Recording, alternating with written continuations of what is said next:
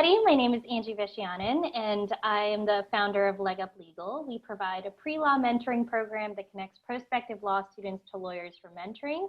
But we started doing these Zoom meetups at the beginning of COVID-19 for all pre-law students, current law students, and young lawyers to bond and meet with each other and talk about topics related to the legal profession and learn about all sorts of things from law school admissions all the way to mental health strategies and everything else. And we wanted to provide these as a way for you to connect with each other and be able to get some information during this time that might help you towards your legal career.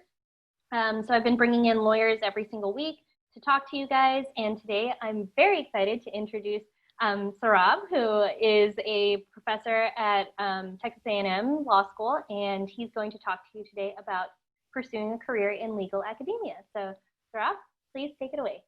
Great, thank you, Angie. It's really a pleasure to join you all.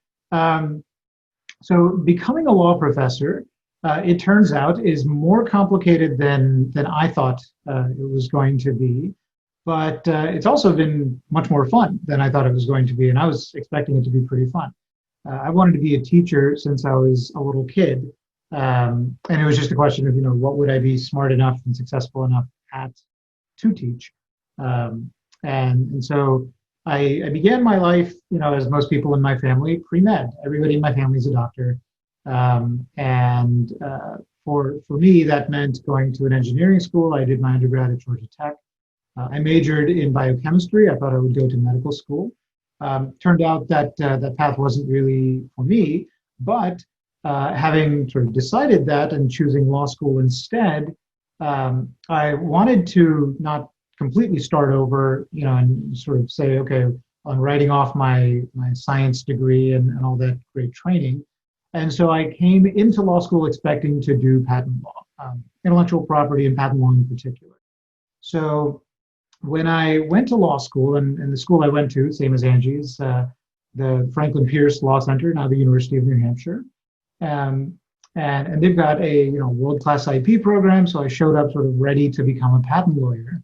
And on my first day of school, I had all these great professors, and it only then occurred to me, this, becoming a professor in law might be something that I could consider and pursue. So I got my degree and sort of got my first job out of school right when the full effects of the financial crisis, the 2008 financial crash, were coming to emergence.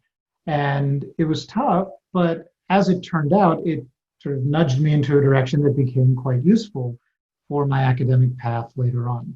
So the sort of two big things, the two big takeaways that I want to leave you with today, if you learn nothing else from what I say, have to do with that sort of origin story. One is that advice, really good advice, will come from a lot of different places, but your professors, past or present or future for that matter, are a great source. That's where I got a lot of my advice. And it was particularly useful to me because I was both the first academic in my family, and also, although I have a lot of well-educated professionals and education is really important in my family, law really wasn't something that the people closest to me could advise me very much about. So getting good advice and sort of seeking it out is an important theme. The second major theme that I've gleaned from my own experience is that even if you have a really good plan, which I didn't, but even if you do, it will change. And it probably should change, because as new information, new evidence becomes available to you about what's succeeding and what's not, it's important to be able to adapt to that. So, the things that seemed like, okay, I'll do this for a while and then I'll get back to my real plan, turns out that diversion really ended up being the thing that set me on the path to what I wanted to do all along. So being open to that and being able to recognize those kinds of those tangents when they come is important. So let me begin at the beginning and just sort of tell you what it is that law professors do all week long. A single day is probably not a good frame of reference, but a week is about a good time frame to get a full sense of everything a law professor does. It may surprise some of you to know that law professors spend not that much time actually teaching the law. Teaching is certainly, the most fun thing that I do, but it's not the thing that I spend the most amount of time on. So I have 3 courses a year that I teach, 1 in the fall, 2 in the spring. In past years, it's been the reverse, 2 in the fall, 1 in the spring. A lot of law schools often have a 4-course load, so you teach 2 courses each semester or more, depending on the school. But in my case, I teach 3 courses a year, and what those courses are depends on 2 things. One is, what are my interests? What is my expertise? There are things that I know more about, like patent law, and things that I know very little about, like bankruptcy, for example. So, my dean is probably not going to want me to teach the course that we offer on bankruptcy law. If it were a zombie apocalypse, which we now sort of feel like we're in, and there were no bankruptcy professors anywhere ever, and my dean came to me and said, I need you to teach bankruptcy this fall, and he told me that back in March, then I might spend the summer like really, really learning bankruptcy and becoming an expert, although that would be pretty unusual and not very common at all. So, the courses that I really like, and the courses that I'm really interested in teaching because I care about the subject, I'm well versed in the subject, that's one set of things. So I've taught patent law, I'm now teaching administrative law, and things like this. There's a second set of considerations, and that has to do with what the law school needs. We can't all be, the professor that teaches our favorite subject all day long, because then nobody would teach the required courses. So the first year curriculum, all the required things, civil procedure, torts, contracts, property, criminal law, and so on like this. These are courses that a lot of us are sort of relatively comfortable teaching who are academics. Some of us might be more intimidated by some subjects than others. Angie and I, for example, were talking before this chat about when we were students, administrative law, although it ended up being very important to my job and to my research, in fact. When I was a law student, I paid depressingly little attention in that class. I was just a bad student about that subject, and I regret it all the time because I could have gotten much more out of it, right? So for me, my ability to contribute to what the law school needs has taken shape in the form of civil procedure. It's a course that obviously is very important to the 1L curriculum, and there are a lot of faculty who are willing to teach it, but not that many who are excited to teach it. And I was the sort of rare nerd who showed up and said, not only am I willing to teach Civ Pro, but it would be at the very top of my list if you gave me a choice. And I meant it, because I really enjoyed civil procedure when I was a student. It made sense to me coming from a science background, I think. And, not for nothing, but my favorite professor in law school was my civil procedure professor. He was a mentor to me, and the way he taught was something that I really wanted to emulate and learn from. So teaching civil procedure is meaningful to me in a lot of different ways. So how you pick your courses, is a combination of what you're good at and what you care about on the one hand, and what the law school actually needs on the other.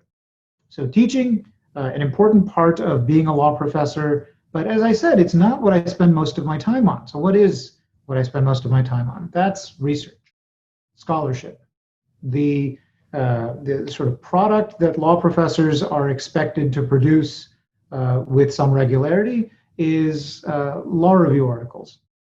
So I do research on a few different subjects. They're all sort of tied together in a research agenda, and I had a research agenda coming into the academic market. My research agenda has to do with institutional relationships in the innovation system. So usually that includes and focuses on patent law. Recently, I've started studying trademark and copyright law as well. And then what institutions? Well, the federal courts and the administrative agencies that deal with intellectual property, the Patent and Trademark Office, the Copyright Office, to some extent, the other innovation agencies in the executive branch of the government. So how do these institutional structures and institutional arrangements influence what goes on in the marketplace, and particularly the marketplace for innovative technology, creative expression, and things like this? So I write law review articles, and that requires doing a lot of research on Westlaw, LexisNexis, right? Learning about what's going on in the decisions of the federal and state courts, in the regulatory process, what rules are being enacted by agencies, what legislation is being considered by the Congress or the state legislatures. These are all things that lawyers and law students are familiar with studying, legal materials. I also do a lot of empirical research, which means collecting data and sort of quantifying and analyzing in more statistical fashion what effects are taking place from a certain event or a policy that was enacted, something like that. So data collection and analysis is a separate part of my research agenda that I also spend a lot of time on, because data collection and analysis is pretty time consuming and intensive. So I do this research. I do a lot of it over the summer because it's the only thing I'm doing during the summer. But during the school year, I hire research assistants. They help me with my research. I do research myself. We sort of pull it all together. And then I have to spend a fair amount of time writing my articles, revising my articles, presenting my work at conferences and colloquia, and getting feedback from other law professors and practitioners in the area, in the field, I mean. And in my case, I also present my work a lot to government agencies. So the USPTO, I've testified before the Federal Trade Commission on patent quality and other policy issues like this. And I present a lot of work to practicing lawyers and government officials, because it's quite important to me to make sure that my work is sort of connected and tethered to the real world of the field that I'm in. So getting their perspective is very helpful, and it makes makes me sort of well aware of what's going on in the world. My research, I would like to think, is useful, and the best way to make sure of that is to ask what people in the world think is useful. What questions are they asking? What questions don't they have answers to yet? So that's a sort of snapshot of how I spend my time on research. And then, because law professors and in fact professors in most fields of academic life also are administrators and engage in governance of the university. But in law school in particular, there's a fair amount of committee service. So the admissions process. There's an office of admissions, but there are law professors who sit on the admissions committee and also take part in the admissions process. Faculty hiring is done primarily by professors who go out and actually read the resumes and curricula vitae of candidates, both entry-level candidates and senior lateral candidates for professor positions. And so the appointments committee, the admissions committee, there are other committees throughout the law school. There's a sort of time commitment that's associated with that as well. Now, it's important to be a good institutional citizen and do committee work, but committee work is not as important as teaching, and it's not as important as research. So the sort of priority that I give is probably the most important is a course that I have not taught before, because it's going to take the most amount of preparation, the most amount of careful planning, and these sorts of things. Below that is research. Research is tremendously important. It's important to me. It's important to my colleagues that I be, doing my research and presenting it and making a name for the school and for myself. So I spend a lot of time on that. Next, after that, are courses that I've taught before. Civil procedure, I've taught a handful of times now. I've got a pretty good handle on it.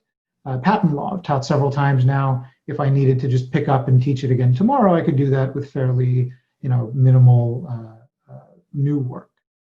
Administrative law, I've taught once before, so I'm still, fine tuning and getting all of my ducks in a row in that course. But it all depends on sort of how comfortable I feel with the subject matter and with the number of times I've taught it before. So courses I've taught before, and then below that, in terms of time commitment, committee service. So that's my week. as a law professor, that's what I spend most of my time doing. Maybe, a handful of times during the pandemic or a dozen times during an ordinary year, I might take some time throughout the year and attend conferences.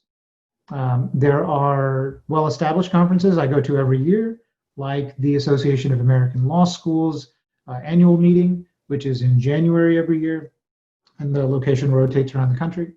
There's a colloquium, the Works in Progress Intellectual Property Colloquium, that goes to a different school every year. And so I attend that because it's something that professors in my field attend pretty regularly. And if there's one conference I went to and that was it, I would probably be able to see 80 to 90% of my friends and colleagues in that field at this one conference, right? It's the one where you show up and say hello to everybody. And it's fun. There's panels on every conceivable topic of intellectual property. There's IP trivia night. There's Dungeons and Dragons because we're all nerds and we like games. So these sorts of things. We've occasionally had karaoke in the past, and that's certainly not to be missed. So there are these sorts of conferences that are social events and social occasions as much as anything else. And then, because I'm also admitted to the Texas bar and the Illinois bar, I present CLE materials from time to time and just attend meetings to see what's going on and what everybody's sort of interested in. So these are the overall things. I see one question in the chat, any litigation? I generally haven't participated in any litigation as counsel. In part, that's because it was only about a year and a half ago that I received tenure at my law school. And prior to tenure, getting involved in something as time-consuming as litigation is generally not considered a good idea. You want to focus on your teaching, become a good teacher of students, and you want to be focusing on your research and become a well-established scholar in your field so that folks know who you are and what you're working on. Now that I've sort of crossed the tenure threshold, I've become a full professor rather than an associate professor, which is what I was before. I have a little more flexibility to engage in outside work like this. I still probably won't be engaging in any litigation as plaintiff's counsel or defendant's counsel.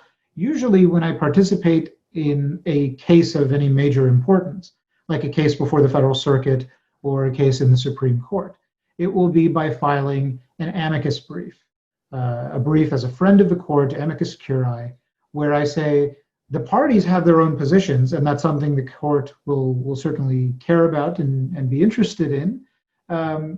But this case has potential implications for society as a whole, and other industries and other segments of the population, other communities, whatever the case may be, are going to be affected by this. And although the parties may not have the incentive or the expertise to bring all of those issues in front of the court does and should care about those broader effects as well. And one way to be sort of well informed about them is to invite amicus briefs. So I only submit amicus briefs in cases where A, I know something that other people are unlikely to know, and B, I care about something that other people are unlikely to care about. So if I submit a brief saying, hey, that other brief that's already been submitted, +1, I totally agree. That's not very useful for the court because I'm not giving them any new information and they just read, or one of the law clerks read a whole brief that didn't really add very much to the margin. If I'm providing data, providing information, providing arguments that are unlikely to come up in any other brief, then they're getting a perspective and their effort in reading my brief will be rewarded. And I want to make sure that I'm not wasting anybody's time, certainly not the court's time. So that's the only form of litigation that I sort of participate in or engage in. Okay, so that's the sort of starting point for my remarks today. Having told you the two big takeaways and now my snapshot of what I do week to week, month to month, or year to year, let me turn now to how to become a law professor. There are sort of certain things that everybody does, and then certain things that are very, very specific to your situation. in the legal employment market. Okay, so let me begin with the things that just about everybody has to do. You have to have a sort of academically formatted CV, a curriculum vitae. That's different from a resume because a resume values, here's my education, here's my work experience, and here's what I did at each of those jobs. And you might tack on personal interests at the end and any credentials or special licenses that you might have. And that's pretty much it. You want to keep it to one page unless there's a really, really good reason to go to a second page. And the format is sort of pretty well understood. In the case of a CV, what you'll frequently see is, here's where I currently am teaching and what my past experiences have been. That part still matters. But you want to let people know what your research interests are, what your teaching interests are, what your record of publications is. The best way to show people that you're going to be a good law professor, which of course they're looking for, is to show them that you've already done the things that law professors do. So if you have teaching experience, particularly at the law school level, maybe as an adjunct, maybe as a lecturer, or a lecturing fellow, right, a 1 or 2 year fellowship at a law school, these are all things that you can point to and say, I've prepared to become a professor by doing what professors do. Teaching is one, and publishing is the other. It usually begins in law school. If you go back and read the CVs of 100 law professors, which when I was a law student, I actually did that because I didn't know what a CV should look like. So I just read lots and lots of CVs. I read, sort of through the list of publications in reverse chronological order. Most current, here's what they've been working on recently, and then here's what they were working on 5 years ago, 10 years ago, 20 years ago. And then you go back to their oldest publication and therefore their first publication. It was usually their note from Law Review when they were a second-year law student. Okay, so Law Review or a secondary journal, what they're called in terms of subject areas. The two journals at Texas A&M are the Texas A&M Law Review and the Texas A&M Journal of Property Law, which I'm the faculty advisor for. So everybody who serves on either of those two journals has to write a note or comment as a second-year staffer.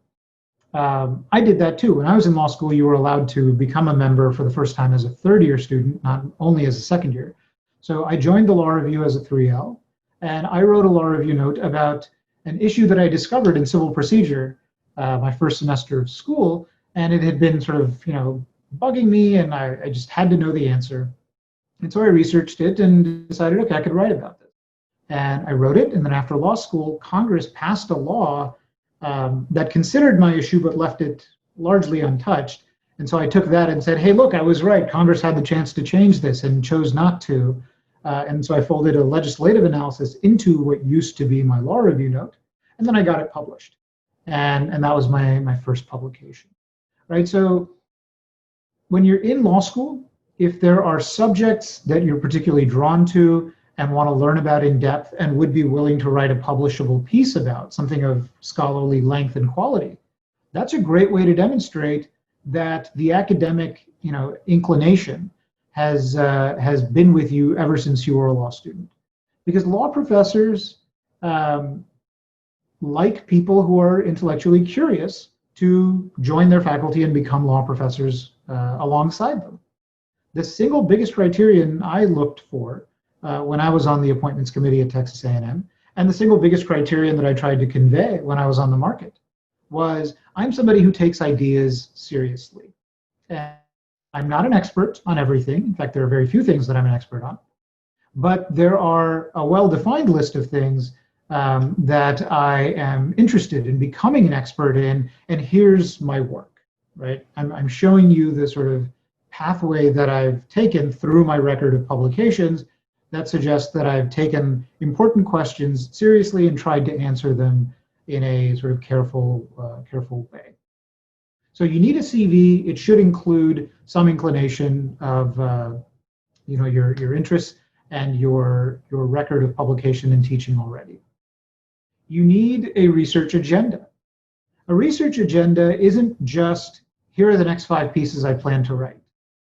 It should be a sort of story, a narrative story about a problem in the world or a set of problems in the world that you're interested in either solving or at least clarifying so that other people can, who are trying to solve them will get some help at.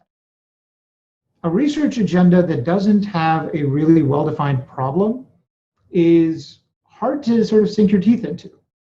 So if you say, here's a problem and I'm going to solve it, that's great. That's ambitious, it's specific, and all that's left to do is evaluate whether you're the right person to solve it. If you can't solve it, that's fine, but here's what I plan to do about it.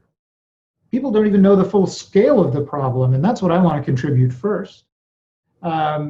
People have looked at this problem from an economic perspective, but they haven't really considered other values like dignity or distributional consequences, or how this affects people of certain social groups, certain minority groups, or whatever the case may be. So I want to bring this new perspective to a problem that other people have already been exploring, right? So a research agenda, a good research agenda, identifies a problem and explains what your contribution toward the dialogue around that problem should be. Once you've stated that, it's useful to point to prior recent work you've done that sets you up to be a credible authority on this problem. And then the sort of heart of the research agenda is, and here's my next paper. Here's what it's probably going to be about. I've already given some thought to it. I've begun researching it. I haven't gotten all the answers yet, and I haven't written the paper yet, but it's where I'm going. And then the paper after that, it's not as well developed even as this current work in progress, but it's where I'm thinking about going next. And it's usually helpful to stop there, because you don't want to be somebody who's sketched out the next 10 years of your research, because if you've gotten it sketched out to that level of detail, that means you're saying, I'm going to write these next 10 papers over the next 10 years, no matter what else happens in the world. And of course, that's when I put it like that, hopefully that tells you it's not a good idea.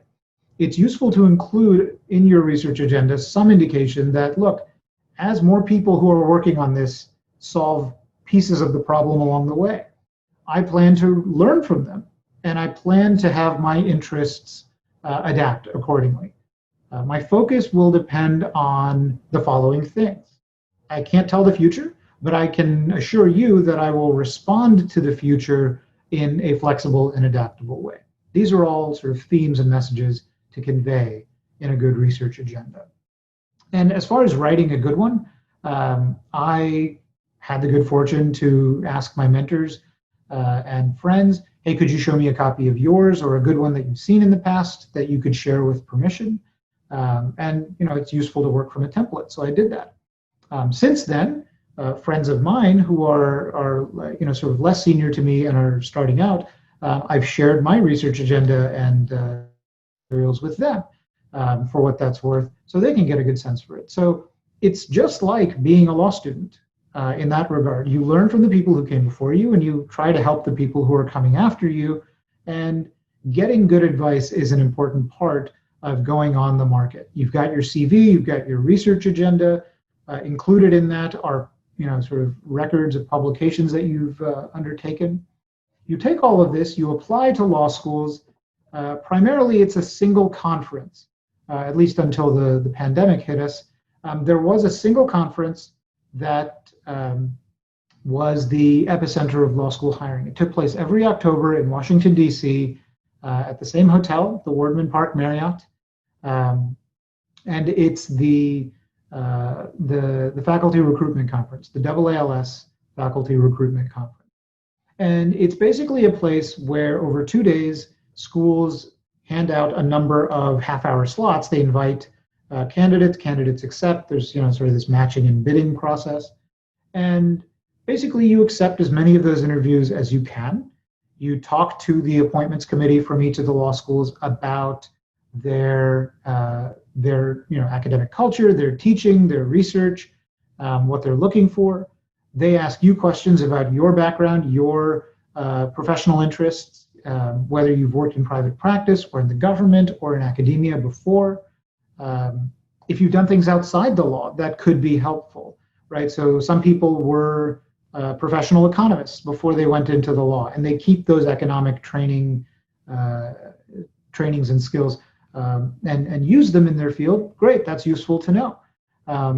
If you are a scholar of criminal law and used to be a police officer, let's say, or worked in corrections or something like that, that's also terrifically useful to know, because it's going to lend a useful and particularly relevant perspective, right? So just because you don't have academic legal experience in the past, you might have legal experience outside academia, you might have academic experience outside the law, and you might just have totally different experience altogether.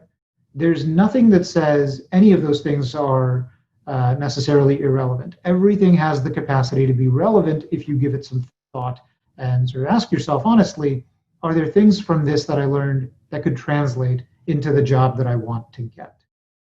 After that hiring conference, that recruitment conference where you had your first round interviews, you get callback interviews where the school invites you back to meet the faculty, the administration, Texas A&M. When I did my callback here, I also met with a number of students, which is a terrific experience. And you sort of talk to everybody and let them get to know you and try to get to know them. There are meetings all through the day. You go out to breakfast, lunch, dinner. Every meal is with somebody and an occasion for getting acquainted. And in the middle of that visit, the lunch on your main day, you present a fully fledged paper to the entire faculty. Okay, ideally this is a paper that's in really well-polished form, but has not yet been published. It's okay if you've placed it with a law review and they've said, we accept this for publication, but the idea is I'm going to present this paper, and based on the feedback I get, I can revise before publication. That's at least the idea. But it should be in very, very well-polished form, and it should represent your most current, most relevant work on which you've spent, the last year or so. And it's the epicenter of your research agenda as well. So faculty will have read the paper beforehand. They'll give you about 15 or 20 minutes to present your paper through prepared remarks. Meanwhile, they're eating, so they're going to have their mouths full and will not interrupt you. But at about the 25 to 30 minute mark, they put their forks down, you put your microphone down, and they start asking you questions. Questions about your paper, questions about why your paper didn't do this or did make that choice. If you're right about this, then doesn't that create this additional problem? Have you considered this argument that was raised in 1975 by such and such scholar in that law review article that everybody knows about? So you're sort of getting questions from all sides, and not necessarily just from people in your specific specialty. So when I presented, it wasn't just patent law professors who were asking me questions. And that was a good thing, because there's usually only one or two people who do IP on a given faculty at a US law school. A&M is an exception. We've got almost a double handful, but when somebody shows up and presents a paper, the entire faculty is expected to engage. So I read every paper at a colloquium, every paper at a job market interview. And if it's bankruptcy and I don't know anything about it, that's fine. This is my opportunity to learn something about bankruptcy. And sort of treating it that way as a candidate means that everybody's going to be interested, and it's your opportunity not just to explain why your arguments are well-founded and well-reasoned, but also, hey, look, if you don't know about this and are asking for clarification, terrific. Let me be the one to explain it to you. Your enthusiasm and your ability to distill complicated and unfamiliar concepts to an audience of peers is a pretty good proxy for what kind of teacher you're going to be. And that's also an important part of the process, because they obviously can't expect everybody who wants to be a law professor to have teaching evaluations from the past. So the job talk is a pretty good indication of this sort of thing as well. So that's the talk. And then after that, you finish the visit, you leave, after getting acquainted with everybody, they vote. And after seeing all of the different candidates, they make you an offer. you negotiate, and getting advice on negotiating a good job package in academia could occupy a whole other seminar. Suffice it to say that I had advice on that front, just like I had great advice from my teachers and mentors in all the other aspects of this process. But at the end of it, you sort of come to a school, you're excited, and sort of ready to go in your first semester. One thing that I will tell you, and it's something that I was very careful of when I was going on the market. The first job you get in academia, you're probably going to have to be prepared to move from where you currently are to somewhere in the country that's not really necessarily predictable. So I went from law school, where I got my JD in 2010, and also my LLM in intellectual property, also in 2010. I did my LLM studies simultaneously with my third year of law school. So I had my JD in LLM, I graduated, and I got a position at the United States Patent and Trademark Office as an unpaid intern in the newly created office of the chief economist. Okay, so I started there in the fall. I didn't have any job offers. And so I started there basically because it was, a group of people, primarily the current chief economist at the time, who were doing work that I was interested in. And I literally had no other job offers, right? So it was this or nothing. And even if it had been this versus something like getting a job in retail or something like that outside of my field, that would have been, respectable work, and it would have made money, but it wouldn't have advanced my career. And so it was a risk that I had to be sort of willing to take. And although I'm a pretty risk-averse guy, I chose to take that risk with my parents' advice. So I took this job, and it was a great job. I knew coming in it was going to be a great job. I'd get great experience inside an agency that does exactly the kind of subject area that I am interested in. And then the idea was either, hopefully this will lead to a full-time job at the agency, or it will lead to a job at a law firm or someplace else who say, okay, well, he's got a terrific academic background. He went to a really top IP school and has a JD and LLM, and now he's got some experience working inside the patent office as well. Let's hire him. And so while I was at the USPTO from 2010 onward, I was frequently also applying to jobs in the Washington, D.C. area, Northern Virginia, Maryland, and these sorts of things. About 7 months in, it became clear that I needed to get a job. My savings were pretty much depleted, and I needed to start paying back law school loans. So I went to my boss and said, if there's a job for me here, I would love to take it and stay. But if not, would you be willing to write me a letter of recommendation elsewhere? And he said, okay, let me work on it. And he and some other folks in the agency got together and created a job. Now they can't just give me a job because that is against civil service. They created a position that I was then eligible to apply for. So they created a position, and I was in as good a position as any to apply for it. The fact that I was already had relevant experience was certainly useful. But I had to go through the process of government hiring, just like everybody else. And at the end, luckily, I got the job. So it turned into a full-time position, fortunately for me. And I ended up staying there from 2011 through 2015. During that time, I met the woman who would become my wife. We, dated, we got married, we bought a lovely townhouse in Fairfax.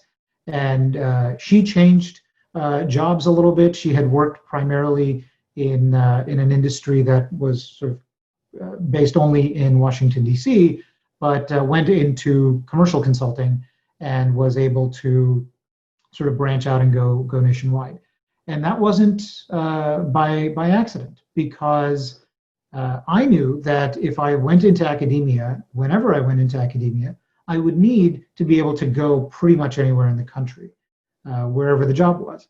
And so we needed a sort of professional arrangement between the two of us as a couple who are both professionally employed, that we needed to be able to go flexibly to a lot of different places. So I got offers eventually in Chicago, Orlando, Florida, and Dallas, Fort Worth.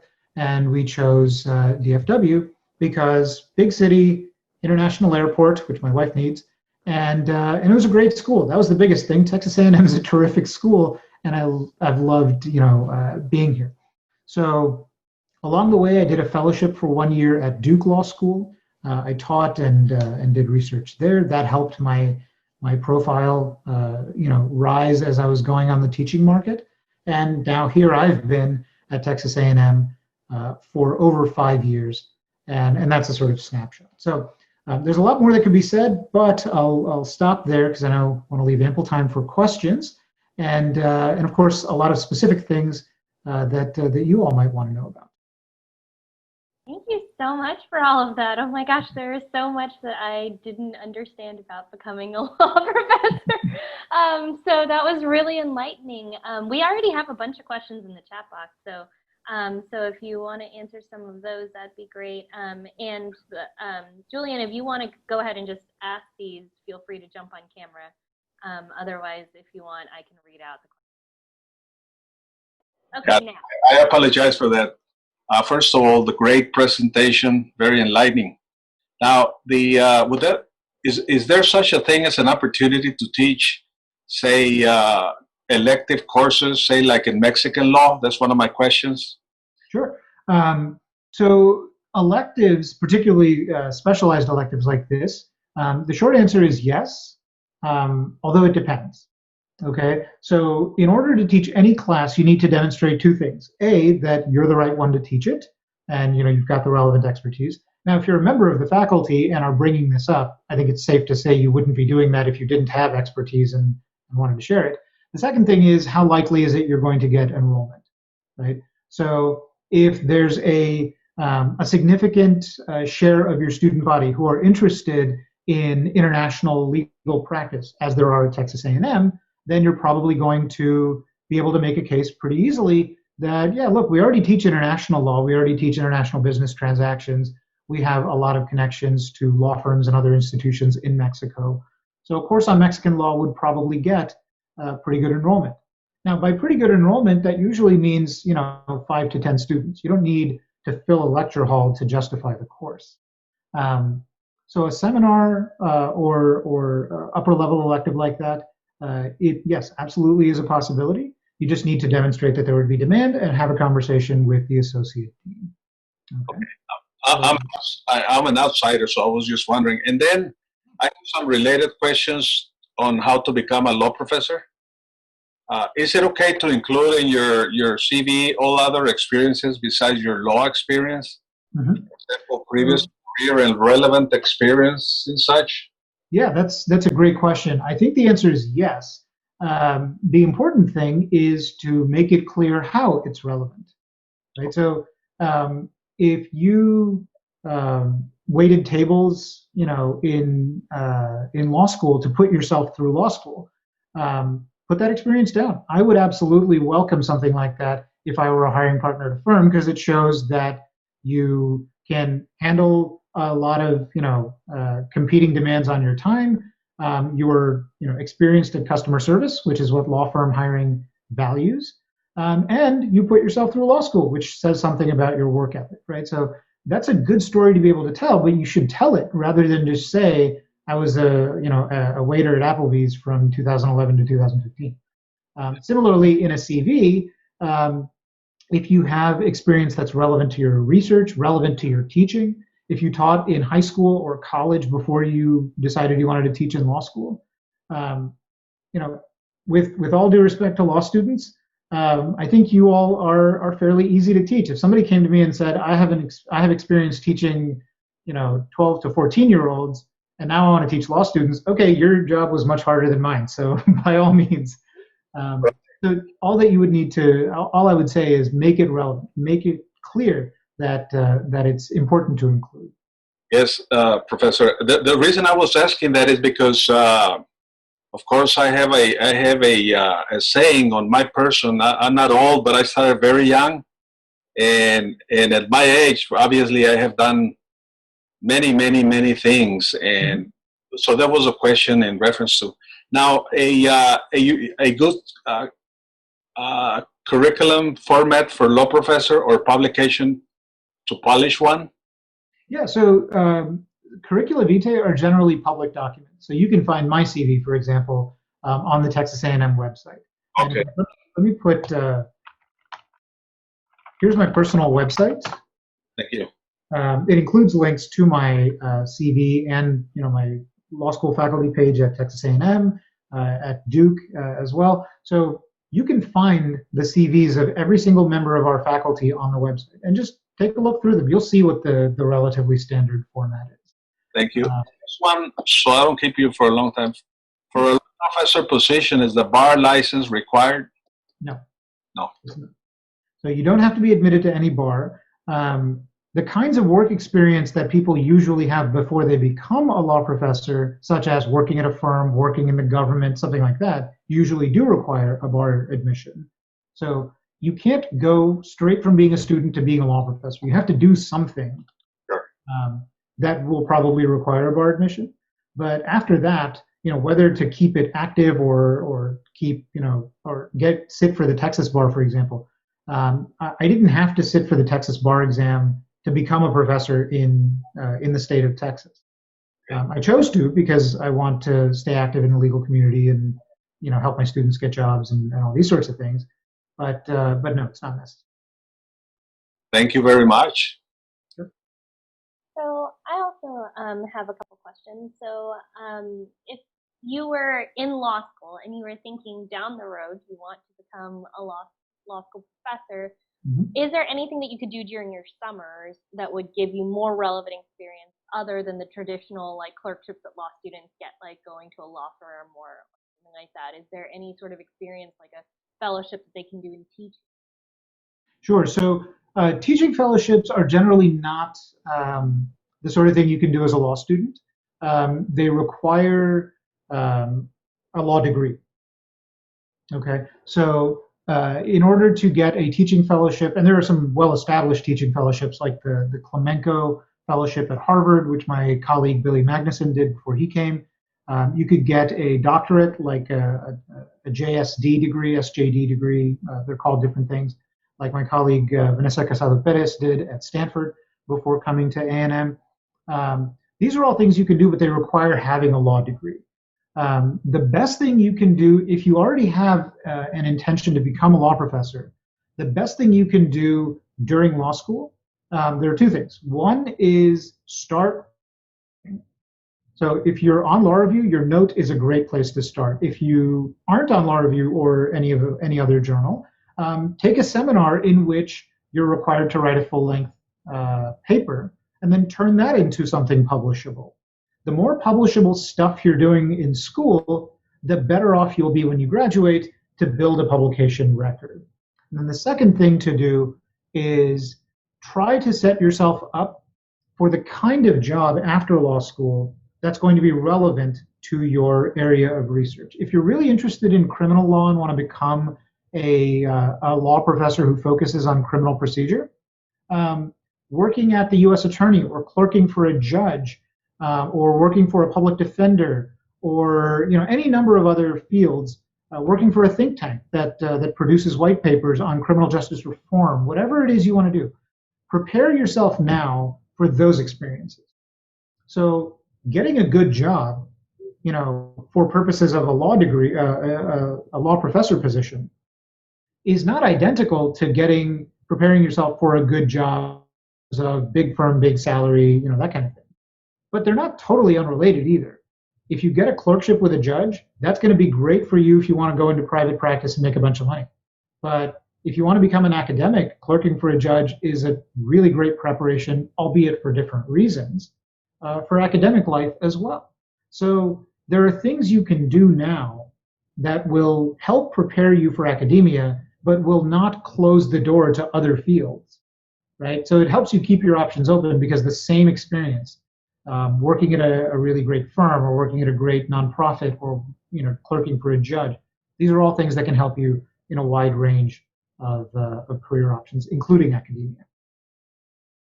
I saw some questions in the chat box here. To what extent is an LLM or any other advanced degree, I think like you mentioned the SJD, helpful in entering legal academia? And is the process different for professors who primarily teach legal writing?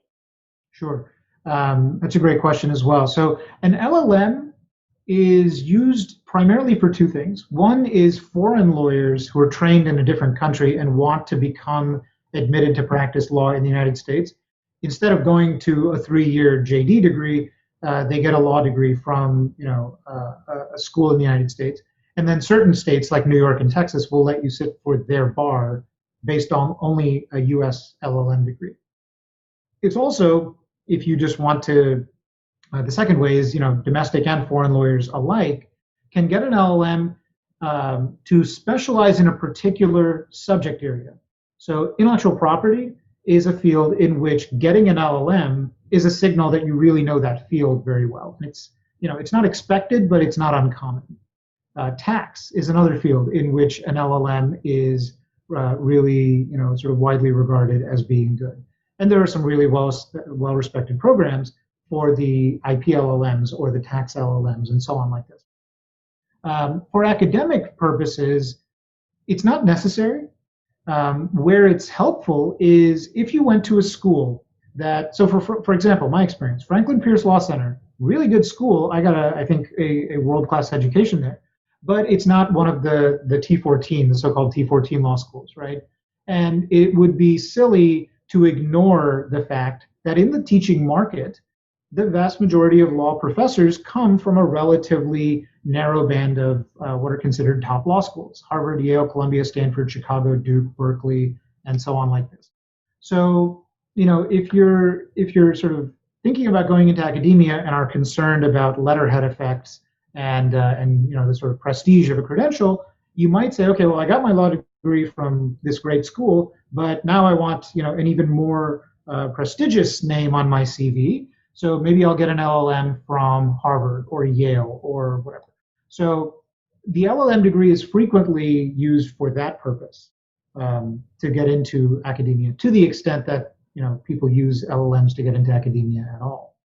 More commonly than LLMs, the advanced degree that might be useful is a master's or a PhD in another field if you're really interested in that field. If you want to do law and economics and want to sort of be a serious scholar of economic analysis of the law, having a PhD in economics is quite useful.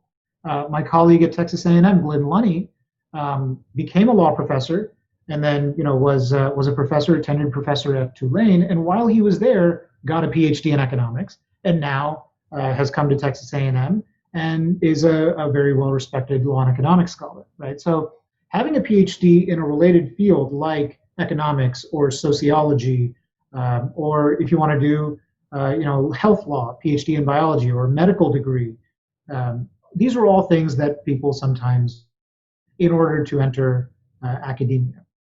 Is the process any different for those who teach primarily legal writing? A lot of schools do have different tracks for legal analysis, research, and writing professors, as opposed to those who teach the so-called doctrinal courses.